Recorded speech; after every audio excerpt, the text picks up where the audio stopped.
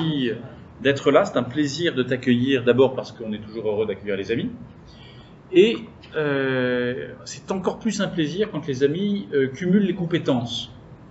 En effet, dans un univers où les savoirs sont assez en silo, tu casses complètement le truc en transcendant totalement la grande séparation scientifique et littéraire.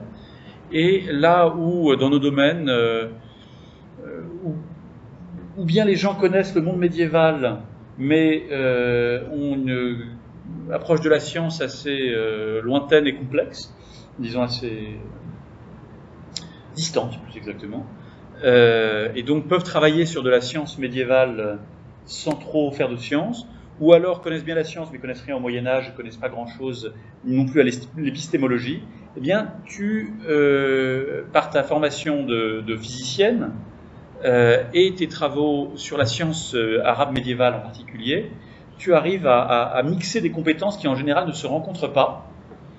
Et cela t'a permis de sortir avec Violaine Giacomotto Ciarra un livre très original, puisqu'il s'agit ni plus ni moins que de travailler sur une fake news. Alors d'abord, c'est un livre qui est passionnant parce qu'il fait beaucoup voyager sur cette terre qui est peut-être plate, mais qui fait du coup passer de Macrobe à Isidore de Séville et de Claude Allègre à Voltaire. Donc on voit des personnages, des univers mentaux, et on apprend énormément de choses.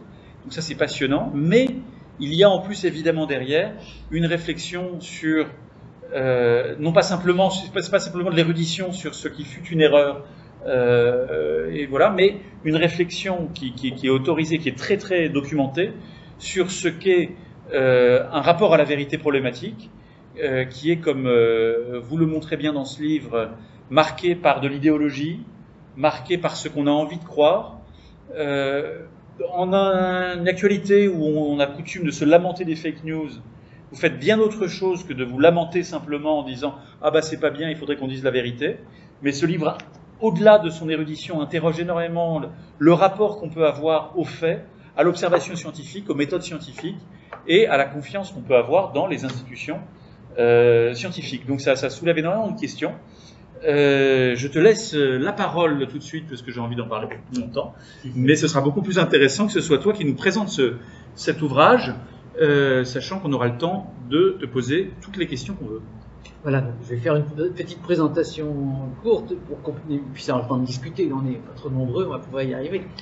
Et merci pour cette introduction très flatteuse. Alors, c'est pas toute seule que j'ai réussi à tenir toutes les compétences, mais Violaine Giacomotto est, elle, professeure de lettres à Montaigne, à l'université Bordeaux-Montaigne, spécialiste de l'histoire des idées de la Renaissance. C'est elle qui organise le mois Montaigne à Bordeaux tous les ans. Et ensemble, nous avions déjà participé à un ouvrage. Je co-dirigeais les actes d'un colloque où on était toutes les deux, juste après mon retour d'Égypte, un colloque sur la pluralité des mondes. Et Violaine avait écrit, on avait commencé à travailler ensemble. À l'occasion de la parution, d'une présentation de ce premier livre sur la pluralité des mondes, à Bordeaux, on nous interroge, alors que ça n'avait aucun rapport, mais au fait, et la Terre, depuis quand est-ce qu'elle est plate? Depuis quand est-ce qu'elle est ronde? Est-ce qu'elle a toujours été plate? Est-ce que ça a un rapport avec la pluralité des mondes? Ça n'en avait pas beaucoup, ça nous a permis de préciser. Et puis dans une autre rencontre, on nous repose la question, et on se regarde toutes les deux, on dit mais c'est pas possible. En classe, nos élèves nous posaient des questions assez étonnantes là-dessus. Des gens un peu cultivés quand même qui venaient, ou des enseignants même qui venaient assister à nos conférences, nous reposer les questions. On s'est dit, il faut qu'on fasse quelque chose. Et le dernier déclencheur, ça a été mon compagnon qui est conseiller pédagogique dans le primaire et qui rentre, alors que j'avais commencé à lui parler de ça, et il rentre d'une conférence où son inspecteur avait présenté un diaporama pour tous les conseillers pédagogiques du département, leur faisant le point sur l'histoire des sciences et disant au passage que au Moyen-Âge, on pensait que la Terre était plate. Alors là, on s'est dit, il faut faire quelque chose. Il y a urgence sanitaire. Et donc, on s'est lancé dans l'aventure. Et c'est vrai qu'on a pu effectivement ajouter nos compétences, mais c'est vrai qu'on a aussi fait un grand gap, parce que généralement en histoire des sciences, elle travaille la Renaissance, moi les textes médiévaux arabes, donc faire un grand écart qui va de moins 500 avant Jésus-Christ à 2000 ou même plus. Marlène Schiappa. Voilà, à Marlène Schiappa, c'était très grand. Alors, c'est l'histoire d'une fake news qui a, dans le livre on écrit 250 ans, et nous avons travaillé cet après-midi à un agrandissement de la durée de vie de la fake news. On en est à peu près à 320-330 ans au moins, si on remonte maintenant donc à Bernard de Montfaucon. Alors, la Terre plate, j'avais trouvé cette photo sur un site, je trouve c'est rigolo, parce que la Terre plate, on dit sous la Terre est plate, les cochons volent, le nucléaire est sûr. Donc là, c'est clairement pour dire que la Terre est plate, c'est une fake news. Et pour 98% des gens, c'est une fake news. Un sondage était paru il y a quelques années disant que c'était seulement pour 90%, mais il est tout à fait discutable. On pourra revenir si vous voulez. Et Marlène Schiappa, très sûre d'elle, dit un jour, c'est dans Marianne, je vous rappelle que Galilée était tout seul face à la majorité pour dire que la Terre était ronde et qu'elle tournait. La majorité pensait qu'elle était plate et statique. Bon. Statique, oui. Plate, non. Et Galilée n'est pour rien dans cette affaire. Alors, une petite image du gap de temps qu'on a parcouru avec ce bouquin. Donc, bon, l'Antiquité grecque, moi j'avais beaucoup travaillé dessus pour travailler sur les Arabes, bien sûr. Donc, on a beaucoup travaillé là-dessus. Donc, avec Platon, Aristote et Ératosthène, dont je vais dire 2 mots. Ensuite, donc l'Antiquité tardive, j'ai mis quelques noms, mais il y en a plein d'autres, Macrobe, Isidore de Séville, et puis il y a donc toute la période du Moyen-Âge, j'ai pas mis de nom tellement il y en avait, et donc j'ai mis quand même celui de Jean de Sacrobosco, dont le traité des sphères a une durée de vie absolument phénoménale, de 1250 jusqu'à la fin du XVIe siècle. Bon, et Galilée, puisque les gens nous le citent, et aujourd'hui. Voilà. Alors, bon, Platon, Aristote, je ne vous fais pas d'affront, mais ils savaient que la Terre était ronde, pour des raisons qui n'ont pas forcément au départ à voir avec l'observation et la science telle qu'on l'a fait aujourd'hui, pour des raisons philosophiques d'abord, et de symétrie, puisque tous les objets tombent vers le centre de la Terre, selon Aristote, et donc le centre de la Terre est le point de l'immobilité du monde, puisque tout ce qui tombe dessus s'arrête, là, on ne va pas plus loin. Donc pour des raisons de symétrie, la Terre est forcément sphérique. Et donc c'est d'abord la première idée. Bien sûr, là-dessus, se sont ajoutées des observations que Aristote mentionne dans son traité du ciel. La première qu'il mentionne, c'est les éclipses de lune, où l'on voit l'ombre circulaire de la Terre sur la Lune. Alors, la Terre pourrait être un disque et pas une sphère, et voilà. Il y a d'autres paramètres qui jouent, c'est, dans ceux que cite Aristote, c'est le fait que quand un voyageur se déplace vers le nord, eh bien, il voit pas du tout les mêmes constellations. La voûte des étoiles n'est plus tout à fait la même. Et donc, de cette observation, depuis longtemps, on en avait déduit la sphéricité du monde. Il est à noter qu'il y a un voyageur marseillais, Pythéas, grec de culture, qui part de Marseille au IVe siècle avant Jésus-Christ. Il va sans doute en Espagne d'abord à pied par la terre, mais ensuite il prend un bateau et il monte jusqu'à une île très au nord, là où la mer commence à être gelée, et il plante un bâton, un gnomon, on disait chez les Grecs, pour mesurer sa latitude. Et il trouve qu'il est à 63 degrés nord. Il appelle donc cette île Thulé. Il pense que s'il est arrivé sur Thulé, qui est l'Islande. Alors cette histoire des ombres des bâtons, elle est exploitée depuis au moins Ératosthène, mais elle était sans doute avant. Ératosthène, le directeur de la bibliothèque d'Alexandrie, qui exploite cette différence. Donc, lorsque le 21 juin, on va à Assouan, sur l'île éléphantine, où il y a un puits, paraît-il. On ne l'a pas trouvé, on y est allé avec mon collègue là-bas. Un puits. Il n'y a pas un puits qui est spécialement fléché pour être historique. Mais le 21 juin, on voit le reflet du soleil dans le puits, ça veut dire que le soleil est à l'aplomb du puits. Si, à l'inverse, on prend un bâton et qu'on le plante, le bâton n'a pas d'ombre. En revanche, le même 21 juin, à midi, eh bien, l'obélisque d'Alexandrie, mais comme il n'y a plus l'obélisque, on peut prendre un bâton encore, a une ombre, et de la longueur de cette ombre, on en déduit l'angle qui est marqué delta sur ce petit dessin, et on en déduit la portion de la Terre qui est prise dans cet angle delta. On sait donc la valeur angulaire qu'il a, on sait la longueur, parce qu'on sait qu'il faut tant de jours de marche de chameau pour aller d'Assouan à Alexandrie, et on en déduit la circonférence de la Terre. L'évaluation d'Ératosthène, alors elle est soumise à fluctuation parce que tout dépend de la valeur qu'on attribue au stade, puisqu'elle s'exprime en stade. Il y a le stade attique, il y a un autre stade, enfin bon, peu importe. De toute façon, elle est entre 5 et 17% de la valeur exacte, c'est-à-dire ce qu'on appelle en physique exactement le bon ordre de grandeur sur ce rayon de la Terre. Donc on a vraiment une estimation tout à fait précise pour l'époque. Le même Ératosthène était géographe, et donc j'ai mis cette carte du monde habité telle qu'il la représente, parce que ces cartes, lorsqu'elles ont été transmises ensuite au monde latin et commentées plus tard, ont fait l'objet de commentaires à charge, de commentaires défavorables, parce qu'elles ont une drôle de forme. On leur a fait dire qu'on voulait représenter la Terre habitée, enfin la Terre plate. C'est comme toutes les cartes représentent quelque chose de plat, hein, même si c'est une carte de la map monde actuelle, elle est couchée sur du papier, elle est plate. Et ces formes de cartes s'appellent des cartes en chlamyde. Le chlamyde, c'est le manteau grec, l'espèce de cape qu'on est grec. Vous voyez sur le Louvre, c'est une espèce de trapèze avec le bord arrondi. Donc c'est un des types de cartes que l'on trouve. Donc vous voyez que du côté de la Chine, là, on voit pas trop où ça va le monde. Il est un peu court en écart de longitude, c'est-à-dire qu'entre les îles Canaries et puis ce qu'on suppose être la fin du continent asiatique, il n'y a que, alors au départ 140 degrés de longitude, puis après il y en aura 180, puis après il y en aura même, je vais dire avec Christophe Colomb, 220, je vais dire pourquoi.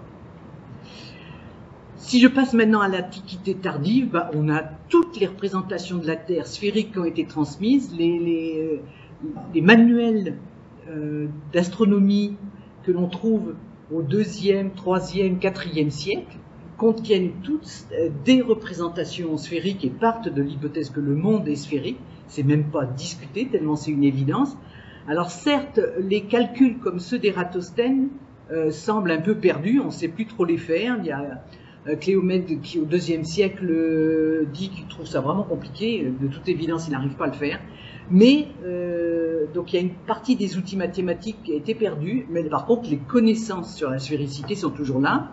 On partage la Terre en 5 zones, les 2 zones glaciaires, les 2 zones tempérées et la zone torride, que pendant longtemps on a cru intraversable. Tout autour de ce monde, il y a ici c'est une représentation symbolique de l'océan. Et on va voir la zone habitée, ce qu'on appelle l'œcumène, qui est entourée par cet océan. Un autre manuel qui a énormément circulé, c'est les Noces de philologie de Mercure, de Marcianus Capella, et qui lui représente encore le système du monde parfaitement sphérique et explique l'ordre de la Lune, l'ordre des étoiles et les mouvements des planètes autour d'une Terre complètement sphérique. J'arrive à grands pas au 7e siècle donc espagnol. Isidore de Séville est très important pour faire la charnière entre ce monde de l'Antiquité tardive et le monde carolingien. D'abord parce que il va écrire un De Natura Rerum qui a un peu la même fonction que celui de Lucrèce, c'est-à-dire de rassurer les gens. Il y avait eu 2 éclipses à ce moment-là, donc les gens étaient inquiets, pensaient que la fin du monde arrivait. Et donc il reprend les bases de ce qu'on sait. Et il transmet un savoir un peu vulgarisé, un savoir que certains ont qualifié d'abattardi, mais un savoir quand même sur la sphéricité du monde. Et le De Natura Rerum d'Isidore de Séville va être utilisé dans la réforme de l'enseignement carolingien faite par Charlemagne, bien connu. Alors la carte qui est présentée ici est une carte en OT, orbis terrarum, c'est le mot pour dire l'œcumen en latin. Et ces cartes sont des cartes tout à fait, c'est pas des représentations au sens de la géographie, ce sont des cartes tout à fait symboliques. Donc le haut représente l'ensemble de la partie terrestre qui est habitée. En gros, on pense qu'on habite sur la Terre une moitié de l'hémisphère nord. Voilà, en gros. On ne va pas au-delà des zones, on va même pas dans les zones torrides complètement. Cette partie est entourée par les océans. Là, vous voyez les flots des océans qui sont autour. On voit ma main ? Oui. Le haut est partagé par un T. Voilà. Alors, il faut tout de suite penser que le haut de cette carte, c'est l'Orient. Généralement, il y a une petite tente ici qui représente Jérusalem. C'est donc là en plein Orient. Et donc, le T partage l'œcumen, la zone habitée, en 3 zones. L'Asie, que Noé a donnée à Sem, l'Afrique, que Noé a donnée à Cham, et l'Europe, qu'il a donnée à Japhet.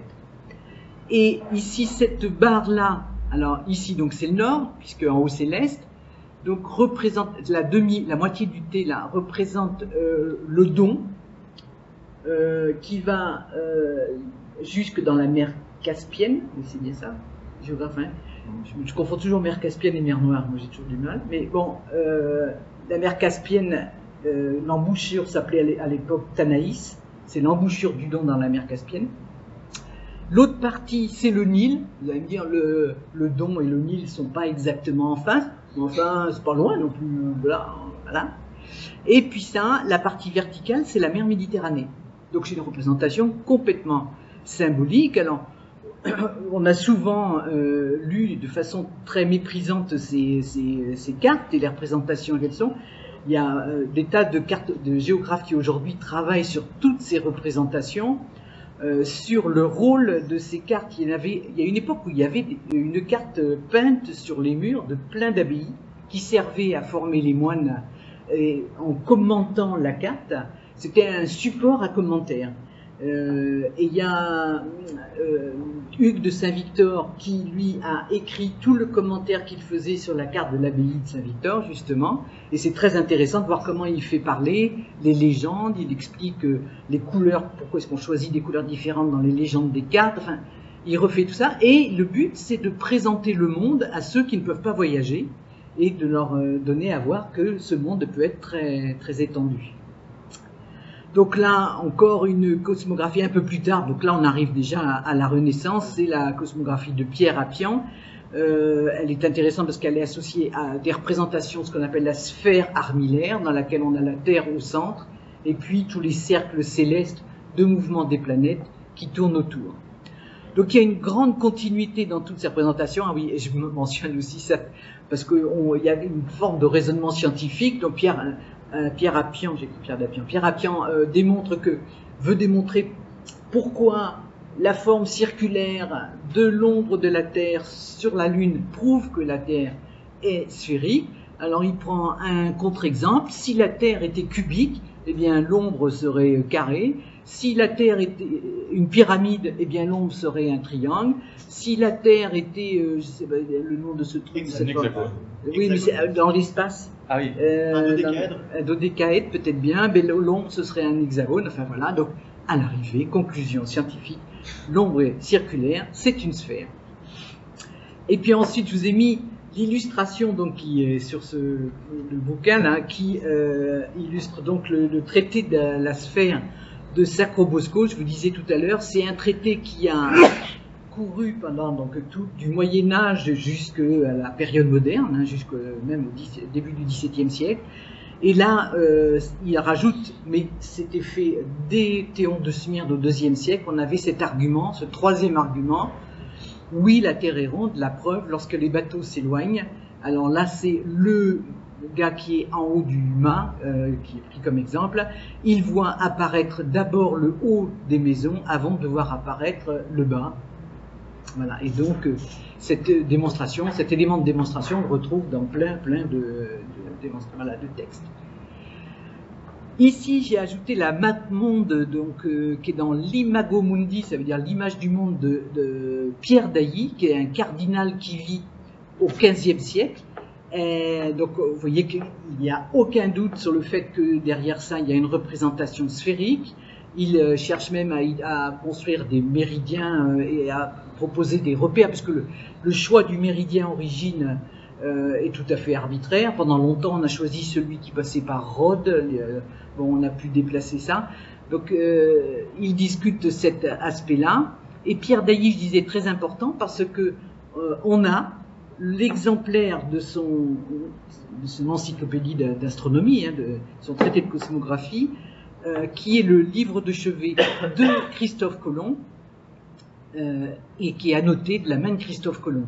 C'est dans ce livre que Christophe Colomb va trouver toutes les discussions sur les mesures qui ont été faites du rayon de la Terre, de la circonférence de la Terre, et donc l'évaluation qu'il peut faire de la longueur du voyage qu'il se propose de faire. Alors ici, pour voir comment cette fake news peut avoir survécu si longtemps et puis aborder cette affaire de Christophe Colomb, voilà, pourquoi est-ce que tout le monde vient nous citer Christophe Colomb dans cette affaire? Ce serait lui, à partir de Christophe Colomb, tout d'un coup, parce que bien sûr, si la Terre est plate pendant tout le Moyen-Âge, il faut trouver à quel moment ça bascule. Alors on a au choix Christophe Colomb, Magellan, Copernic, Galilée. Voilà, en gros, on a eu 4 versions. Et la version Christophe Colomb, on la trouve ici sur ce manuel, vous voyez donc en bas, à l'époque de Christophe Colomb, eh bien, Christophe Colomb l'osa, quelques savants prétendaient que la Terre n'était pas plate, mais ronde. Quelques savants. Donc là, c'est une aberration totale, qui est dans ce manuel donc pour le cours moyen, qui date de 1957, et j'ai trouvé la réédition datant de 1985 de ce manuel par les mêmes professeurs, monsieur et madame Cholange, professeurs agrégés d'histoire et géographie, en 85, avec la même bêtise intacte. Elle avait traversé des générations d'instits, aucune correction. Voilà. Alors, Christophe Colomb, ça vient d'où? Je vais revenir après, mais Christophe Colomb, l'inventeur de cette fake news sur Christophe Colomb, c'est à peu près Voltaire. Sur Christophe Colomb, même c'est à peu près sûr que c'est lui, qui donc veut réhabiliter Christophe Colomb, un homme humble qui ose affronter l'élite de son temps. Alors là, voilà, donc c'est un premier élément du mythe là, constitutif. Les gens qui vont démontrer que la Terre est ronde, ils sont humbles, ce sont, Michelet dira, des fils de serfs. Colomb n'est rien un fils de serf, il est fils d'un riche marchand génois, mais voilà, il faut construire le personnage qui ose affronter les élites et les idées reçues de son temps. Et donc, dans cette mythologie construite de toutes pièces par Voltaire, Colomb va affronter l'Église médiévale, dit-il. En fait, 1400, quand il fait son voyage, c'est 1492. Les premières fois qu'il rencontre la commission Talavera, c'est 1486. Le Moyen-Âge est fini depuis un moment. Hein. Pour les Italiens, il est fini depuis un siècle et demi. Pour l'Europe occidentale, un siècle à peu près.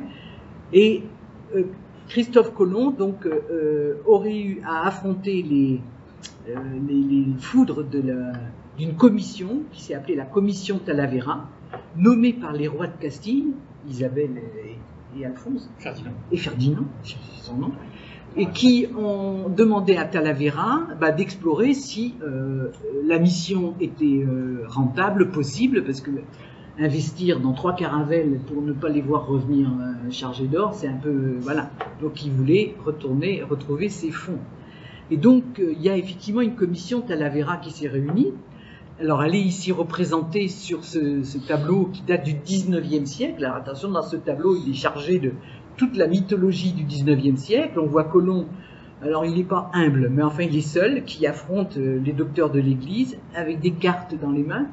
Il y a une gravure qui a été tirée de ce tableau où il a un globe, il pointe du doigt un globe pour l'air de dire mais c'est bien une sphère, la Terre, voilà.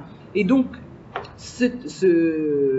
la mythologie commence avec cette affirmation que Colomb aurait dû affronter non pas les arguments scientifiques de la commission dite de Salamanque, la commission Talavera, mais une litanie d'objections sur le mode. Les pères de l'Église ont bien affirmé que la Terre était plate, Augustin l'a dit, Lactance l'a dit, Ben le Vénérable l'a dit, etc., etc.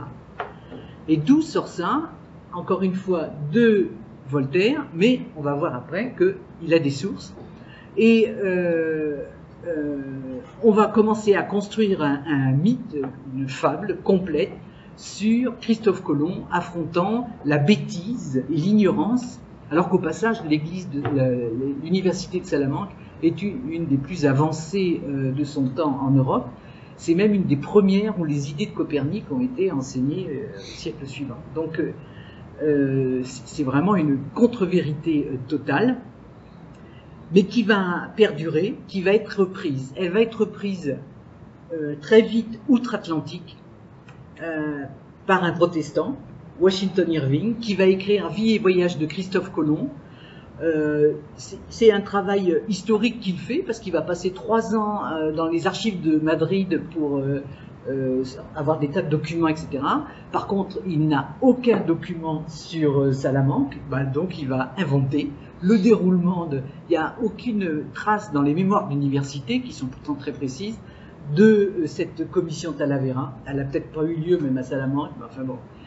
Et il va inventer le contenu de cette commission qu'il n'a pas pu, donc en s'appuyant sur ce qui avait été entrepris par Voltaire et en poursuivant. 1 an après, cette vie et voyage de Christophe Colomb est traduit en français, revient en France, et c'est un certain Le Tron, professeur au Collège de France, qui écrit un article qui va utiliser alors une autre fake news dans la fake news. C'est l'existence d'un moine, en fait il n'est pas moine sans doute, qui s'appelle Cosmas Indicopleustes, qui vit au 5e siècle. Alors j'avais fait une carte au début du temps, non, je l'ai pas mis, bon là, j'ai pas mis. Donc il vit en 427, il est contemporain de Philopon à Alexandrie, il vit à Alexandrie, il fait des voyages, Indicopleustes voulant dire qu'il est marchand dans les Indes, quelque chose comme ça. Et donc ce Cosmas a écrit une topographie chrétienne, mais qui n'a joué aucune influence sur le Moyen-Âge, puisqu'elle n'a été traduite pour la première fois que par un bénédictin, monsieur Bernard de Montfaucon, en 1707. Donc ça n'a aucune influence au Moyen-Âge. La deuxième raison pour laquelle ça n'a aucune influence, c'est que voilà, c'était écrit en grec, et à part le Moyen-Âge latin ne lisait plus le grec, et surtout ce Cosmas ainsi que tous les gens de l'église d'Antioche auxquels il se rapprochait ont été condamnés par 2 conciles pour d'autres raisons, des raisons monophysistes, etc. Donc, mais ils n'ont absolument pas été, ils n'ont absolument rien légué comme héritage intellectuel à l'église chrétienne, qui n'a surtout pas enseigné ce qu'ils avaient professé. Donc ça, c'est la deuxième fake news dans la fake news. C'est cette histoire de Cosmas Indicopleustes, à qui on fait jouer un rôle qu'il n'a jamais pu jouer. Enfin, troisième fake news dans la fake news, c'est le pape Zacharie. Alors, l'histoire du pape Zacharie, ça se passe là au 8e siècle. Le pape Zacharie a un envoyé spécial, Boniface, qui parcourt les sentiers de Bavière et qui rencontre un prêtre Virgile. Il y a une discussion sur les saints sacrements que produit ce prêtre, enfin bon, voilà.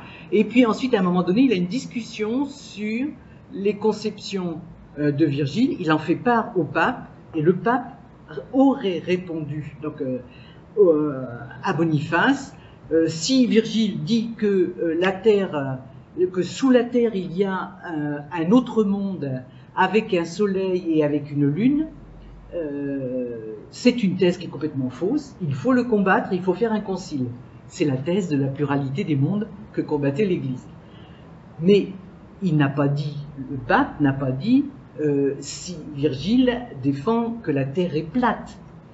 Mais il y a un petit malin qui s'appelle Jean Aventin, protestant par hasard, qui en 1554 raccourcit un peu la lettre du pape et lui fait dire qu'il a accusé Virgile d'avoir défendu que la terre était plate alors qu'elle était ronde alors qu'elle devait être plate. Voilà. Et donc ça c'est une fake news qui démarre en 1554 elle ne court pas beaucoup, mais elle est reprise, et elle va aussi être reprise par Voltaire d'ailleurs, puis par tous ceux qui vont se mêler de cette affaire pendant le 19e siècle. Et le 19e siècle, c'est une période absolument riche en développement autour de ça. Par exemple, à la fin du 19e siècle, il faut que je vous raconte quelque chose quand même avant. Voilà. Donc il y a, je vous ai dit, Washington Irving qui s'empare, protestant, outre-Atlantique, qui s'empare de l'histoire et qui héroïse Christophe Colomb d'une autre manière. C'est pas le humble seulement, mais c'est celui qui affronte l'establishment, on dirait, et puis qui a le sens de l'aventure pour pouvoir y aller. Donc l'Église catholique se soucie de cette affaire, et à la veille du 4e centenaire de 1892, donc un peu avant, le cardinal Donnet, archevêque de Bordeaux et des Antilles, écrit au pape, je suis allé donc à l'archevêché de Bordeaux trouver sa lettre, pour demander une béatification de Christophe Colomb, parce qu'il trouve ça un peu fort que les protestants se soient emparés de Christophe Colomb, alors que la figure de Christophe Colomb représente, eh bien, il a été la providence qui est allée évangéliser outre-Atlantique, il a révélé, lui, la rotondité de la Terre, il est le révélateur du globe, il est l'émissaire de la providence. Donc, il y a autre figure qui se calque sur Christophe Colomb. Et c'est à ce moment-là que la libre pensée intervient, et ce texte est écrit donc dans le cadre de la préparation du 4e centenaire. Les libres penseurs vont organiser un colloque international à Madrid, enfin ils pensent l'organiser, en fait il n'y aura pas lieu, et ils invitent leurs collègues libres penseurs américains, et ils leur disent que il faut que, à tout prix qu'ils viennent, parce qu'on est en 1892, on est à Madrid. C'est super important, pourquoi? Parce que la découverte de l'Amérique n'est autre chose que le triomphe de la science positive sur la science chimérique et la théologie. Oui, donc, troisième groupe, on pourrait dire, qui s'empare de la mémoire de Christophe Colomb. Et à partir de là, eh bien, la machine s'est emballée. Il y avait une compétition de mémoire autour de cette affaire, et tout le monde se l'arrachait. Et la version d'un Christophe Colomb découvert est rentrée tout naturellement, on est à la fin du 19e siècle, au début de l'école de la République, des programmes de l'école laïque, et on va rentrer Christophe Colomb dans les programmes comme étant effectivement eh bien, le découvreur qui a pourfendu la théologie, qui a pourfendu les sciences chimériques, et qui a été le porte-drapeau du progrès aux Amériques, qui ont enfin eu la libération qu'elles méritaient. Bon, bien sûr, on ne parle pas des millions de morts, de l'esclavage et tout ça. Enfin, oui, je vous ai rajouté une dernière petite... un moyen pour essayer de comprendre comment se diffuse cette affaire. Maintenant, dans les programmes d'histoire, il n'y a plus écrit, c'est ce que on a vu sur le manuel de 1957, c'est même plus écrit dans les textes ministériels, mais plusieurs collègues d'histoire m'ont avoué qu'en off, quand ils parlaient de cette période, parfois il leur arrive de dire, bah oui, à l'époque, beaucoup de gens pensaient que la Terre était plate, hein, et sans avoir plus de preuves que ça. Et c'est une fake news qui se diffuse aussi de manière clandestine en dehors des cours de sciences, en dehors des cours d'histoire. Et là, j'ai pris toujours avec mon compagnon qui est instit et qui a accès à des manuels de grammaire. Donc là, c'est un petit exercice de grammaire de CE2, rien du tout. Souligne le verbe en rouge, puis ajoute un indicateur de temps, en respectant le temps et la forme du verbe. Et pour réussir le petit exercice, vous ne pouvez pas faire autrement que de relier au Moyen-Âge à on imaginait la Terre plate. C'est la seule façon de réussir l'exercice. Donc il y a une espèce de machinerie qui s'est mise en route, qui est très difficile à arrêter. On retrouve cette assertion un peu partout. On la retrouve dans des films, on la retrouve dans des livres, on la retrouve dans le film sur le nom de la rose, pas dans le bouquin, mais dans le film de Jean-Jacques Hano. Et on retrouve aussi des versions, enfin des tas d'éléments qui désignent le Moyen-Âge comme étant une période d'obscurité. C'est systématiquement une période d'obscurité Et l'époque moderne a été de rompre et de déchirer cette obscurité. Michelet a énormément contribué à l'invention de à la propagation plutôt de cette histoire. Il la reprend entièrement à son compte et il va écrire, donc c'est au 7e volume de son Histoire de France, une version complètement folle où il associe Copernic, Colomb et Gutenberg sont des fils de serfs qui se dressent et qui disent à leur époque « me voilà ». Et donc c'est des héros individuels, des héros personnels qui vont affronter leur temps et qui vont faire basculer vers la modernité, leur époque. Donc voilà, la Terre plate, c'est... Bon, j'ai touché par... Bref, il y a plein d'autres détails, hein. Mais c'est tout ça, c'est cette espèce de melting pot, donc entre plein d'idées. Donc je répète, l'héroïsation du humble, l'affrontement de l'establishment, l'étendard du progrès ou bien l'étendard de la providence, c'est tout ça mélangé. Et puis il faut le dire que tout ça s'appuie sur un terreau, et c'était ça l'objectif nous de notre ouvrage, c'était de montrer que si on ne prend pas le temps d'enseigner l'histoire des sciences, c'est-à-dire de donner, quand on forme les enseignants, des outils, comment utiliser, exploiter l'histoire des sciences, ne serait-ce que d'aller vers les textes sources. C'est pour ça qu'on s'est appliqué à en mettre plein avec des liens sur Gallica dans notre bouquin. C'est pour que les gens aillent chercher les textes, aillent chercher les sources et puissent véritablement se faire une idée par eux-mêmes de cette affaire-là. Voilà, oui. Merci beaucoup. Oui, tout à fait, c'est parfait. Wow. Une question tout de suite d'un scientifique lui-même. Pourquoi au 19e siècle, personne n'a réagi? Est-ce qu'il y a un problème de perte de mémoire? Est-ce que tout le monde s'en moque, c'est tellement gros que... Enfin voilà, pourquoi... Ah non, c'est qu'il y a une grosse bataille idéologique, alors qui commence surtout, faut dire, outre-Atlantique, mais quand, donc après l'histoire de Washington Irving, à la fin, enfin 1870, il y a deux Américains, un qui s'appelle Draper, l'autre White, qui écrivent la science contre la religion. Je ne me souviens plus bien, c'est le warfare, mais je ne me souviens plus du titre exact. Mais les deux écrivent des ouvrages pour témoigner du fait que la religion s'est toujours opposée à la science. Alors il y en a un qui est visiblement protestant, qui défend sa chapelle, si je peux dire, contre et antipapiste. L'autre, il est ni l'un ni l'autre. White, il n'est pas spécialement antipapiste, mais il reprend tous les conflits qu'il y a eu sous l'angle de le combat historique entre la science et la religion. Et donc ce siècle veut, voilà, il faut dire qu'outre-Atlantique, il y a le débat sur la théorie de l'évolution avec Darwin, et qu'il y a dans les rangs de ceux qui s'opposent à Darwin, ceux que le Trône appelle les géologues bibliques, c'est-à-dire des géologues qui utilisent la Bible pour dater la Terre, ce qui fait un âge de la Terre entre 3800 et 4000 ans, selon la longueur de la vie de Mathusalem, etc.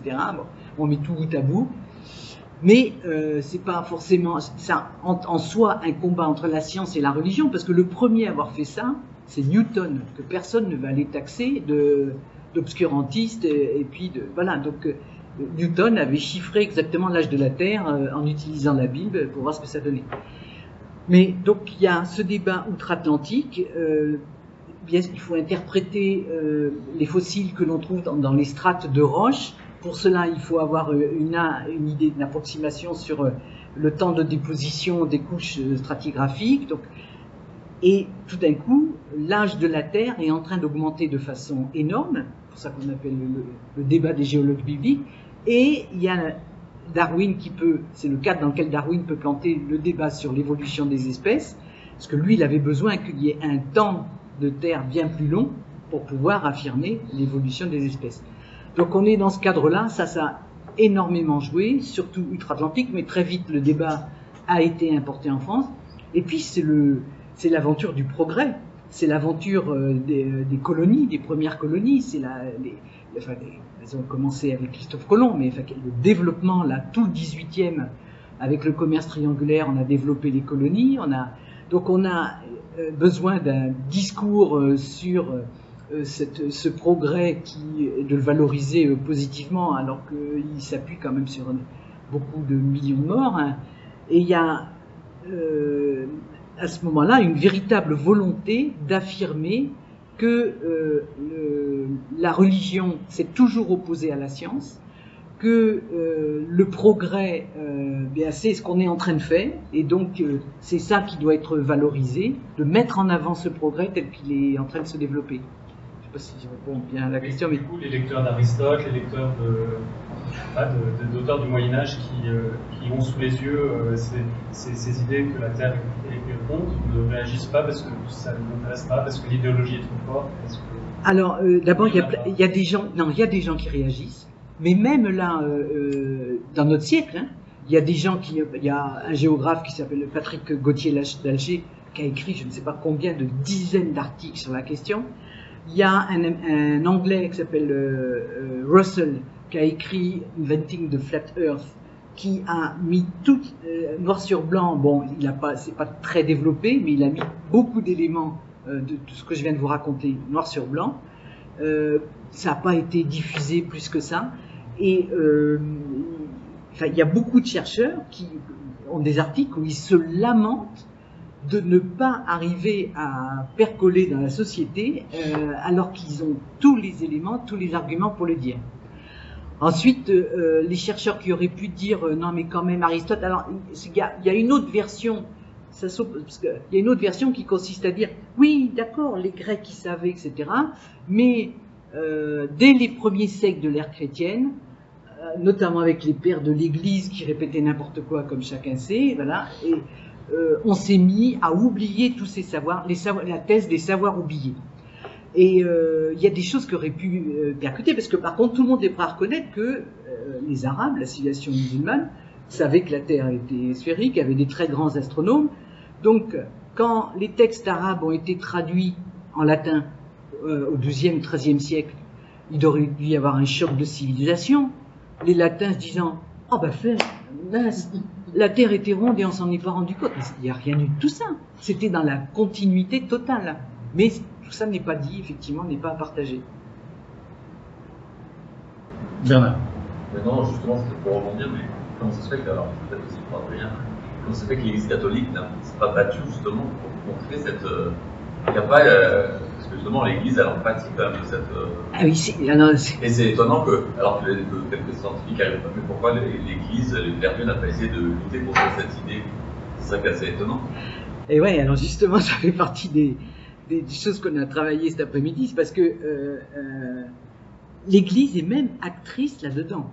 Alors, au XIXe siècle, quand le cardinal Donnet écrit au pape pour avoir la béatification pour Colomb, il s'appuie sur un travail d'histoire, ce qui est une commande, un essayiste qui s'appelle Rosely de Lorgue, et qui l'a appelé le révélateur du globe, et un historien du patenté, Léon Bloy, catholique lui aussi, a repris le flambeau pour magnifier la vie de Colomb et dire au passage eux-mêmes que le conseil de Salamanque, parfois appelé le concile, pour bien lui donner un caractère religieux, s'était opposé aux idées de Colomb et que Colomb avait bien révélé le globe. Déjà, on se dit, mais alors, il se marche sur les pieds, bon. Et l'autre élément de fake news ce que j'ai passé sous silence dans ce qui est sans cesse rapporté par Voltaire, par d'autres, c'est que au XVe siècle, l'évêque Tostado d'Avila aurait lui aussi condamné la sphéricité et affirmé que si on défend la sphéricité, eh bien, c'est dangereux pour la foi chrétienne. Ce qui paraît. Alors, l'évêque Tostado d'Avila, il est connu pour être un grand théologien scolastique qui commente avec tous les outils des théologiens de son temps, c'est-à-dire à la fois les outils d'Aristote, etc. Et donc, c'est pour ça que j'attendais, mon latin n'est plus très solide, et donc j'ai demandé à Adrien qu'on regarde ce texte, le commentaire de la Genèse de Tostado d'Avila, et qui ne dit absolument pas que la Terre est plate. Il dit que il met en cause la sphéricité au sens de le fait que la Terre ne soit pas lisse ou pas, c'est-à-dire il met en cause le fait que les montagnes n'ont pas attendu le déluge pour être créées, mais les montagnes existaient bien avant, elles ont existé à partir du 3e jour de la création. Bon. Donc il argumente là-dessus, ça n'a rien à voir avec la Terre plate, mais qui est-ce qui le premier lance cette fake news? C'est Bernard de Montfaucon, bénédictin de la congrégation de Sainte-Maure, qui est un grand érudit, qui a traduit des tas et des tas de textes anciens, des pères de l'Église, parce qu'il est helléniste, et c'est lui qui a traduit Cosmas Indicopleustes et qui l'a diffusé, qui a fait savoir son existence. Donc, les principaux auteurs de la fake news sur les pères de l'Église auraient affirmé que la Terre était plate, Cosmas Indicopleustes aurait eu une influence sur le Moyen-Âge latin. Le pape Zacharie, même celle-ci, elle vient des bénédictins. Et enfin, l'évêque Tostado, ça vient aussi des bénédictins. Et je suis allé vérifier leurs sources. Est-ce que, par exemple, l'édition de l'évêque d'Avila, elle date du début du XVIIe siècle, c'est-à-dire que Bernard de Montfaucon aurait pu la lire. Le texte authentique sur l'histoire authentique du pape Zacharie, elle est racontée dans les histoires ecclésiastiques de j'ai perdu son nom, de Claude, une histoire ecclésiastique qui est très célèbre au XVIIIe, au XVIIe. Elle est écrite in extenso, la lettre est reproduite. Donc ils avaient accès aux vraies sources. Ils sont dans les biblis du matin au soir, ils ont le latin, ils ont le grec. Et c'est eux qui donnent à Voltaire notamment, puisque Calmet, un disciple de Montfaucon, est très ami avec Voltaire, ils échangent énormément, il y a beaucoup d'échanges épistolaires entre eux, et donc c'est eux qui donnent à Voltaire tous les arguments pour affirmer que les pères de l'Église étaient des buses, etc., etc. Donc c'est ça qui est assez effrayant, incroyable. C'est quoi ça? Alors, est-ce que c'est un sentiment de culpabilité? À la même époque, les jésuites, par contre, dans les mémoires de Trévoux, j'avais regardé les mémoires de Trévoux sur l'histoire du pape Zacharie. Ils disent non mais c'est scandaleux d'affirmer un truc pareil. On a telles sources qui nous disent qu'a dit exactement écrit le pape Zacharie, etc. C'est eux ils se battent, tandis que les bénédictins, eux, ils avalent. Alors moi, ce qui me semble, ce que je développe là parce que je suis en train de faire une rallonge bouquin. Il me semble qu'il y a, ils n'arrêtent pas de dire dans leur argumentaire, les bénédictins, mais on s'en fiche de savoir si c'était juste scientifiquement ou pas. De toute façon, les Écritures ne parlent pas de la science, c'est vrai, mais bon, elles parlent d'autre chose. Donc, peu importe la véracité, les Écritures parlent aux gens dans leur propre langage. Donc, à une époque où les gens pensaient tous que la Terre était plate, à l'époque de Zacharie, par exemple, ce qui est faux. On leur disait ce qu'ils avaient envie d'entendre. Alors bon, il y a derrière ça le fait qu'ils ne connaissent pas du tout l'histoire des idées, l'histoire de la science sur cette question. Et puis il y a cette volonté de ne pas opposer science et religion et de dire voilà, on préserve les deux. Non, c'est pas vrai, on ne préserve pas la science, mais enfin, bon, peut-être que je ne sais même pas si on préserve la religion, en acceptant voilà, de dire que elles ne sont pas sur la même scène. Ce n'est pas le même tribunal, a dit un écrivain de l'époque. Merci beaucoup Sylvie. Aujourd'hui, si on fait un sondage, pensez-vous que la Terre est plate? On aurait quoi comme pourcentage? Un sondage représentatif? C'est ce que je disais tout à l'heure, on aurait 98% de gens en France. Alors, bon, j'ai été invité à France Inter, à La Terre au carré, pour parler du bouquin, et ils voulaient à tout prix parler des platistes. Enfin bref, ça n'existe pas, pratiquement pas. Aux États-Unis, il y en a. Alors, est-ce qu'il y a des travaux sur le Moyen-Âge, justement, sur les croyances, alors, des gens du commun, Parce que, autrement dit, quand on dit, voilà, au Moyen-Âge, on imaginait la Terre plate. Évidemment, les savants, non, tu l'as très bien démontré. Mais comment, enfin, Voilà. la diffusion de la science, et peut-être que la grande majorité des gens avaient des représentations, justement, d'une Terre plate. Alors voilà, c'est ça qui est très difficile à savoir. Celui par rapport à ça, c'est très important. Et oui. C'est très important parce que tu parlais des savoirs arabes, mais c'était pas très diffusé. Ça veut dire que la culture populaire arabe était un petit peu dans cette histoire de Terre plate, mais sans le dire vraiment. Mais bon, il y avait cette conviction que la Terre, alors que les scientifiques disaient ce qu'elles disaient, il y avait vraiment des calculs extraordinaires. Il y avait Biruni qui a vraiment écrit là-dedans avec son livre sur l'Inde. Mais dans la culture populaire, on était, je pense, à mon avis, pas dans son sens plat comme on le dit, mais même dans le Coran. Hein, il y a une fois, tu m'avais cité la phrase du Coran. Oui, non, mais celle-là, je l'ai oubliée, maintenant je me rappelle. Je t'avais dit Ouais. Non, mais ça, c'est pas celle-là. Ah mais bon. c'est l'histoire d'Alexandre le Grand. Oui, parce que le verset du Coran, c'est que la lettre, c'est Dahya, ça veut dire comme l'œuf. Bon, c'est pas ça. C'est l'histoire d'Alexandre le Grand qui va aller jusqu'au bout du monde. Et c'est ça un petit peu l'imaginaire de Biscorni, hein, c'est pas Alexandre le Grand. Hein. C'est appelé dans le rôle de Dulkarnain. Il va arriver jusqu'à où il va voir le soleil en train de se lever dans une source chaude. Voilà. Mais c'est ça la culture populaire qui va être reprise dans tout ce qu'on appelle Qasas al-Anbiya, l'histoire des prophètes, tout ça. C'est ça la culture arabe qui avait. Il y avait une histoire extraordinaire sur la terre. C'est-à-dire des choses comme le Idrissi, par exemple, cette carte, les gens étaient loin de la culture populaire. C'est ça, Alors, tu as parfaitement raison de poser cette question, et on commence le bouquin par ça. Quand on dit on pensait que la Terre était plate, on pensait qu'elle était ronde, qui est on? Alors, bien évidemment, il n'y a pas d'institut de sondage sur l'Antiquité. On ne va pas savoir ce que pensait un boulanger de l'Antiquité grecque, un agriculteur du Moyen-Âge arabe. On sait, bien sûr qu'on n'y a pas accès. On a quand même des indices. Alors, j'ai cité trois manuels de l'Antiquité tardive, Théon de Smyrne, Macrobe et Martianus Capella. Ils sont reproduits.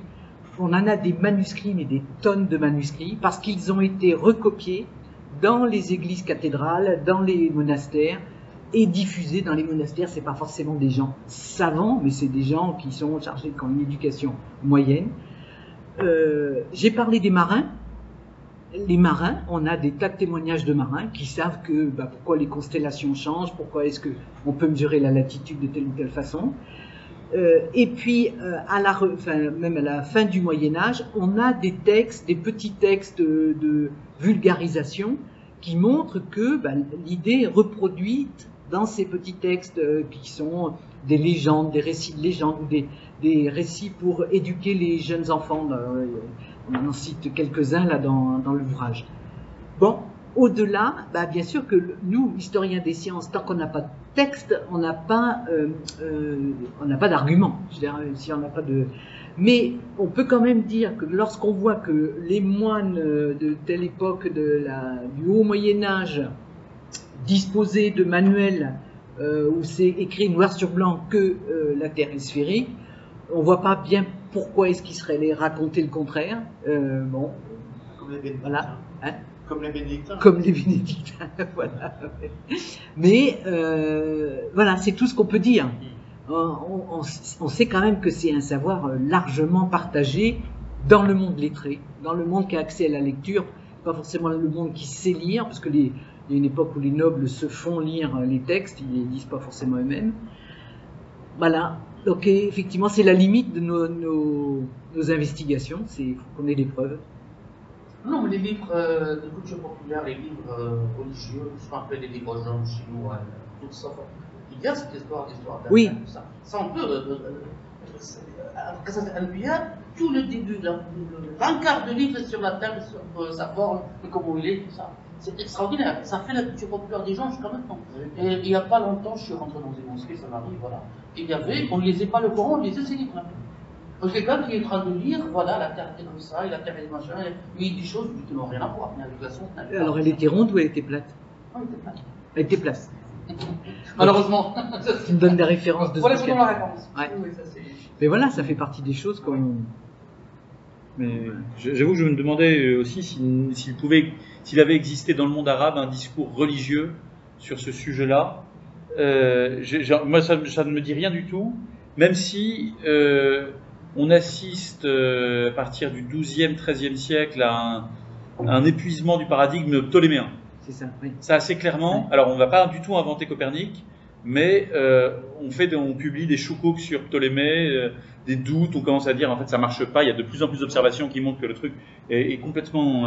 et on voit bien que le truc ne marche pas, et on a des auteurs religieux qui, alors même que encore Razali va dire s'il y a un truc qui est solide de chez solide, l'exemple même de ce que la religion ne peut pas attaquer, c'est le système de Ptolémée. Là, on est sur la certitude totale. Un siècle après, c'est plus vrai. Justement, on va dire, attendez, c'est ça qui est censé être très vrai. Ça marche plus. Ça, on le voit très bien. Entre Razali et Ibn Taymiyyah, il y a un univers qui s'est... Et Ibn Taymiyyah ne le fait pas par pur obscurantisme. Ibn Taymiyyah cite des auteurs scientifiques qui disent, attendez, Ptolémée, ça marche pas. Et il dit, bon, oui, mais ça marche pas pour plusieurs raisons. Oui. Mais alors, des bonnes et des mauvaises. Hein. Oui, mais enfin, il y a tout un tas d'observations qui font que on est obligé de rajouter de bricoler, énormément pour que si ça marche aussi avec ça. Et ça met pas en cause la sphéricité du monde. Ça, mais autant pour ce qui est de système solaire, tout ça, on commence à voir que c'est du bizarrerie. Et j'ai jamais vu de remise en question dans le même temps sur la sphéricité, mais je sais pas si c'est non, chez les philosophes, non, pas du tout, même pas chez Razali. Non, ça peut pas être le cas, parce que quand on prend par exemple la grande théorie philosophique qui est la théorie d'émanation, quand il y a un monde qui émane, voilà, par générosité divine de départ, le premier monde qui va... Il n'y a pas un système de création chez Avicenne et chez Farabi par exemple, il y a un système d'émanation. Et la première émanation de l'intellect premier, c'est une sphère.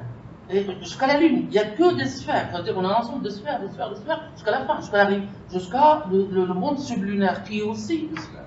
Il n'y a que vraiment, d'abord pour une raison mythique, parce que la forme sphérique c'est la forme parfaite pour ne pas dire circulaire. Et c'est important, et bien sûr, parce que le système d'émanation, Dieu ne peut, on ne peut émaner de lui que quelque chose de parfait. Ça ne peut être sphérique. Voilà, Mais ma question était plutôt sur des antiphilosophes. Est-ce qu'on a là-dessus une espèce de... Non, quand on a dit, on a des savoirs concrets, on a l'astrolabe. L'astrolabe, il se comprend que dans le modèle sphérique. C'est vrai. C'est vrai. Mais j'ajouterais moi une question qui continue un peu celle que posait Mathieu. Ce qui est frappant dans ce que tu racontes, c'est combien un cadre général de pensée, un cadre un peu global, en l'occurrence le schème du progrès, crée un biais cognitif complet. Énorme. Et fait que on a sous les yeux des contre-exemples et qu'on ne les voit plus. C'est-à-dire qu'il n'y a aucune raison de penser que les bénédictins que tu cites, Bernard de Montfaucon, ne soient pas sincères. On peut dire Voltaire et toute sa polémique. Voltaire et malhonnête. Il est de mauvaise foi, très bien. Bernard de Montfaucon, il n'y a aucune raison qu'il soit de mauvaise foi. Et il sait le latin mieux que moi, et un texte de Tostado qui est d'une évidence totale, il ne sait plus le lire. La force d'un schème explicatif comme celui du progrès est telle que il ne peut pas aller contre. Alors même que ça valorise pas son intérêt collectif d'homme d'église et tout ça.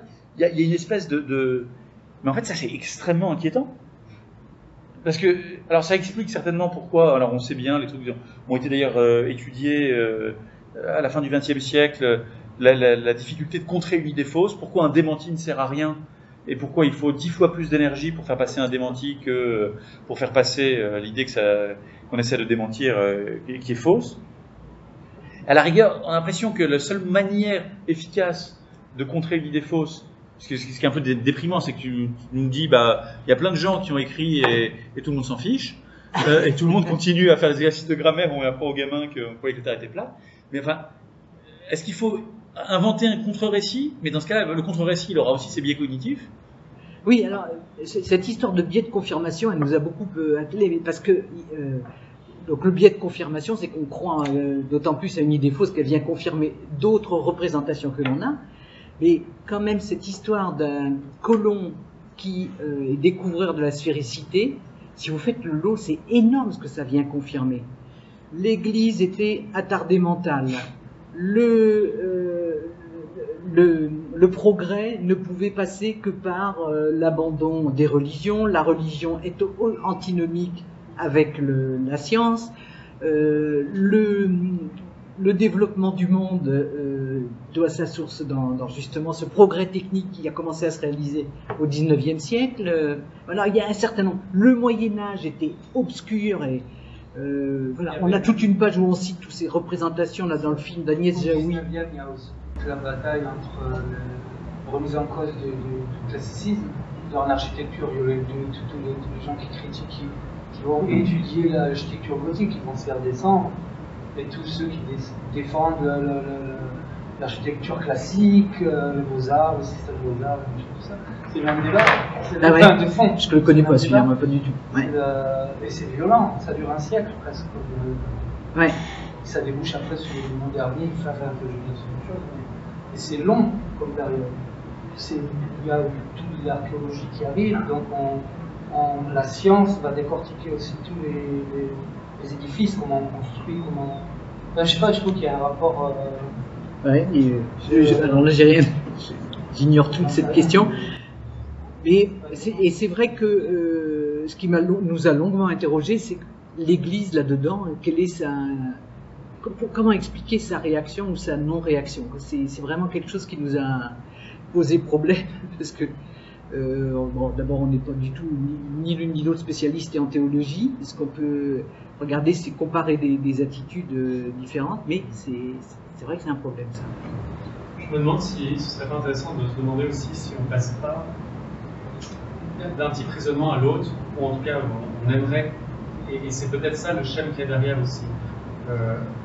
Dans l'Antiquité, les raisonnements sont quand même peu scientifiques. Souvent, je ne suis pas spécialiste, vous confirmerez ou vous infirmerez, mais à côté des explications avec on va calculer, faire des calculs géométriques avec des ombres et tout ça, il y a quand même les arguments les plus forts, c'est la perfection de la sphère. Donc c'est des arguments en fait philosophiques. Et l'Église se reconnaît beaucoup plus pendant très longtemps dans ces arguments-là que des arguments techniques notamment on a main à faire. Et peut-être que là il y a quelque chose qui se joue. L'Église va peut-être se rendre compte qu'en fait elle s'appuie sur des arguments qui ne sont pas du tout scientifiques. Et donc finalement que la Terre soit ronde ou plate, ça tient juste à la perfection, à des arguments philosophiques. En fait. Et donc, enfin, peut-être que c'est pas si important que ça pour elle, et peut-être qu'elle se dit que oui, finalement, elle a pu penser qu'elle était ronde comme elle était plate, quand elle n'en sait rien. Oui, alors si elle le disait comme ça, on comprendrait. Mais elle dit pas... Non, mais après coup. Après coup, ouais. C'est pourquoi ça me paraît tellement normal, tellement facile à gober, en fait. Que avant l'ère scientifique, en fait on ne savait pas. Et est-ce que c'est parce qu'on a changé en partie, en tout cas, d'argumentation et que la science a pris conscience de son argumentation propre et que l'Église a choisi du coup le pendant, où la science a fait choisir l'Église le pendant de l'argumentation et donc se replier vers une argumentation philosophique. Enfin, je sais pas. Je me demande si là, il n'y a pas aussi... Oui, c'est ce qu'écrit... Dans la relecture, ouais. pas dans ce qui s'est passé réellement. Mais... C'est un peu ce qu'écrit Alejo Carpentier dans son roman La Harpe et l'ombre, parce qu'il prend cette histoire du cardinal Donnet qui demande la béatification de Christophe Colomb, et il imagine qu'il gagne le morceau. Ce qui n'est jamais arrivé. Et donc il y a tout un débat effectivement philosophique sur est-ce que la science peut remplacer une vie spirituelle, est-ce qu'elle peut usurper la place de la vie spirituelle ou pas. Et donc c'est très intéressant parce qu'il fait des pieds de nez un peu à tout le monde. Mais on n'a pas beaucoup d'éléments d'écrits de religieux là-dessus. Et c'est vrai que quand on lit ce qu'on a lu là sur Bernard de Montfaucon, donc c'est en 1707, donc la fake news démarre en 1707 avec Bernard de Montfaucon qui traduit Cosmas et qui dit la fake news sur l'évêque d'Avila et qui est repris par tout le monde.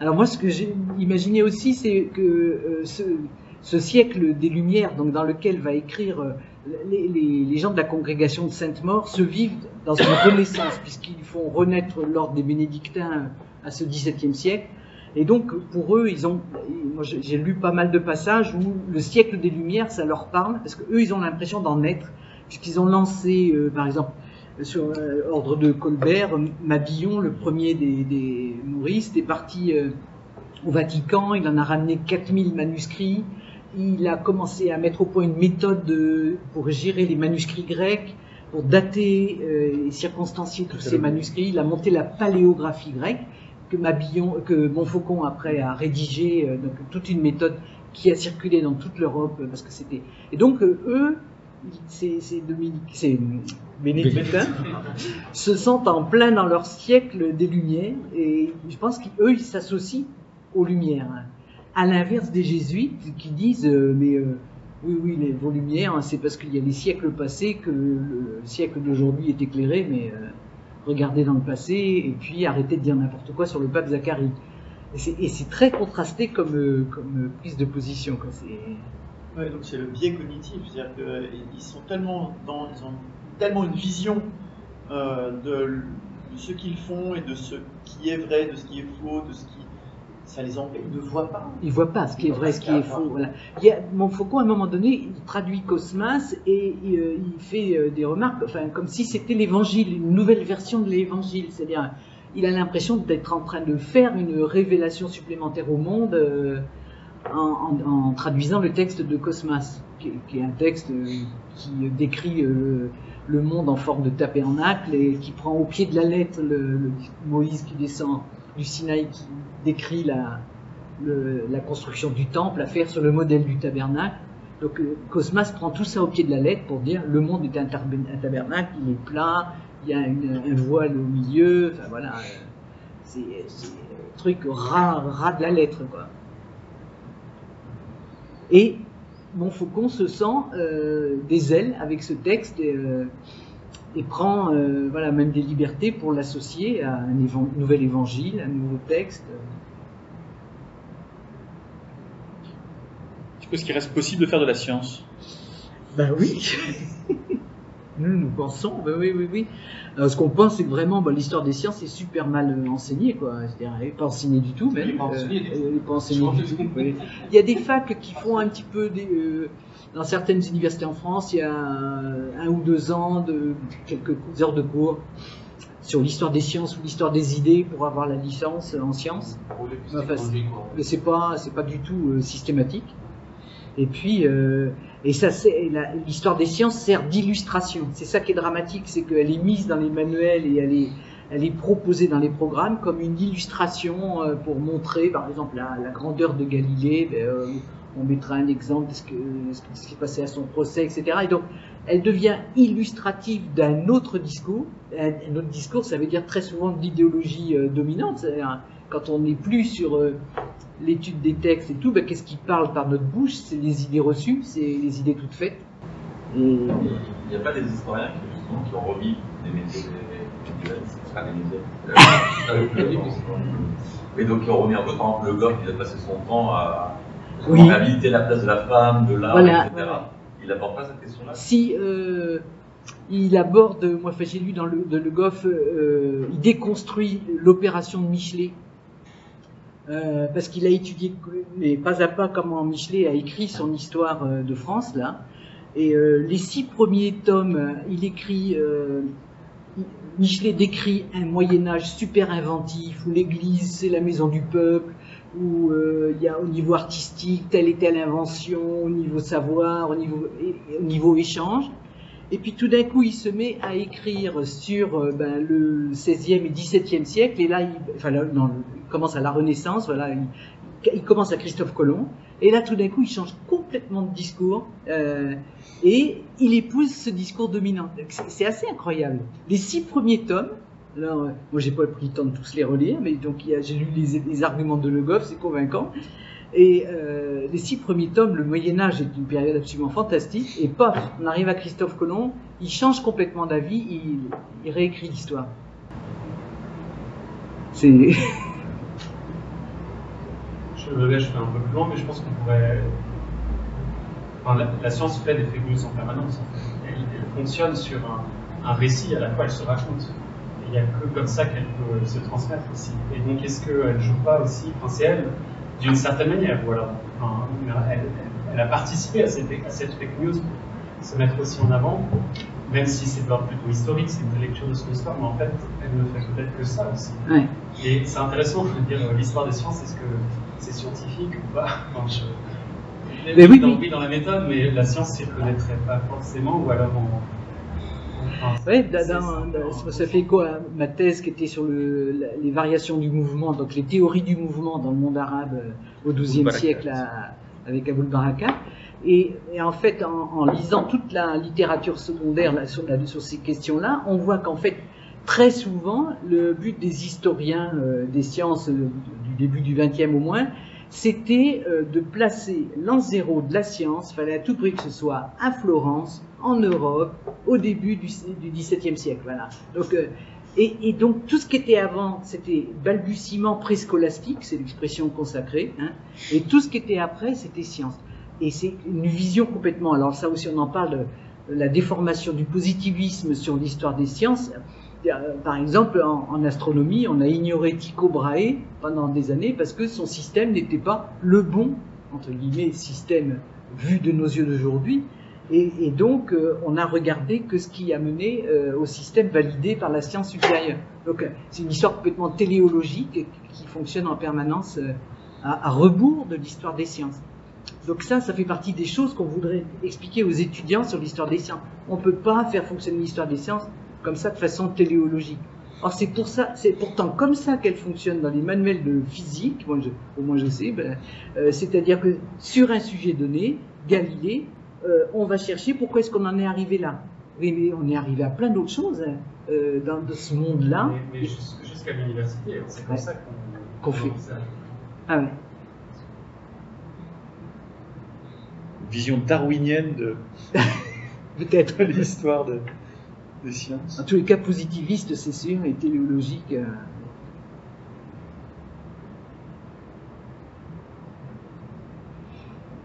Voilà. Est-ce que la fake news serait un produit de la science? Moi, je dirais pas jusque-là, parce qu'il y aurait. Je dirais que l'histoire de la science, c'est l'histoire de la correction des erreurs scientifiques. Peut-être ça aussi, c'est important. Et ça, c'est Karl Popper, on a parlé de manière extraordinaire. Ça veut dire que la science, il est devant la falsification. Si il n'est pas falsifié, il ne peut pas avancer. Parce qu'il n'y a pas de vérité définitive et absolue dans la science. Ce n'est pas une vérité dans les dogmes religieux, par exemple. Mais ce n'est pas la même chose. C'est-à-dire, il y a des hommes, à chaque fois, il y a un obstacle épistémologique. Bachelard en parle très bien dans la formation des esprits scientifiques.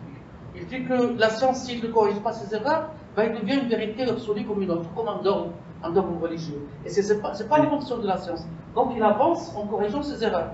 Et il se trouve là qu'une erreur a duré très longtemps et il ne l'a pas corrigée. Voilà, ah oui, ça on ne l'a pas corrigé. Non.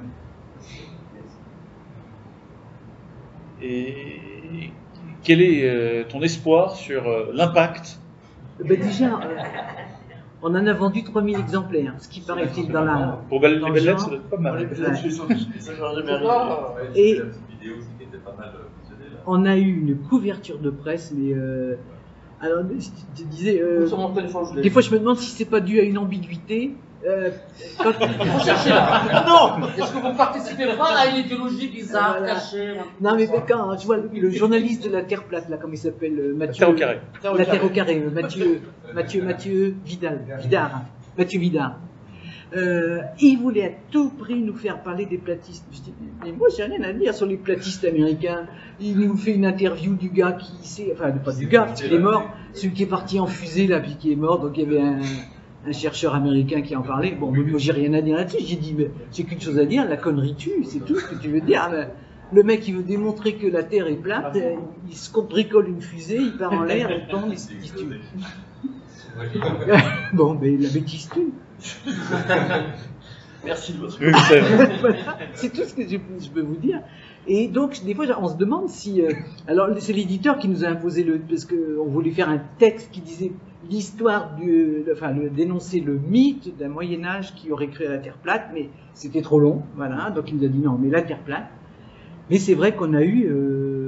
voilà, des tas de radios, des tas de vidéos. Il y a Mola qui a fait une vidéo, il y a Les Belles Lettres qui en ont fait une, il y a Le Temps qui a fait une page complète en Suisse, Le Monde des livres une demi-page.